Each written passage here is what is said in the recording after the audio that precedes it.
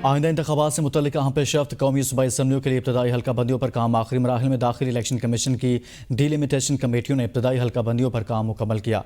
Chief election commissioner और मेंबरान की मंजूरी के बाद इब्तदाई हल्कों की फहरिस्त 27 सितंबर को जारी होगी। इस हवाले से आपको आगाह कर रहे हैं कि आइंदा आम इंतखाबात में किस तरह से तैयारियाँ जारी हैं इलेक्शन कमीशन की। अपने नुमाइंदा बशारत राजा से जानते हैं। जी बताइएगा, इलेक्शन कमीशन कल इब्तदाई हल्का बंदियों की मंजूरी देने जा रहा है। आइंदा इंतखाबात से मुतल्लिक़ अहम पेशरफ्त हुई है। इलेक्शन कमीशन ने कौमी सूबाई असम्बली के लिए इब्तदाई हल्का बंदियों पर काम आखिरी मराहल में दाखिल हो गया है।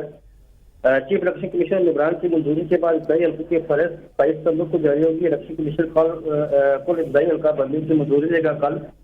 कौमी सूबाई असम्बली की मौजूदा नशिस्तें बरकरार रहेगी। हल्का बंदियों पर तजावीज़ और एतराज़ात 28 सितंबर से 27 अक्टूबर दायर हो सकेंगे।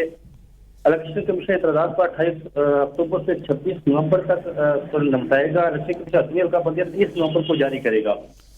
पंजाब में कौमी असम्बली के हल्का का कोटा 9,05,595, सिंध का 9,13,000 रखा गया। खैबर पख्तूनख्वा में कौमी असम्बली का कोटा 9,07,913 की आबादी पर मुश्तमिल होगा। बलूचिस्तान में कौमी असम्बली के हल्के का कोटा 9,30,900 लोगों पर मुश्तमिल होगा। इस्लामाबाद के लिए कौमी असम्बली के हल्का का कोटा 7,87,954 लोगों पर मुश्तमिल होगा। इस तरह पंजाब असम्बली के कोटा 4,29,929 लोगों पर मुश्तमिल होगा। जी ठीक, बहुत शुक्रिया बशारत राजा इस हवाले से।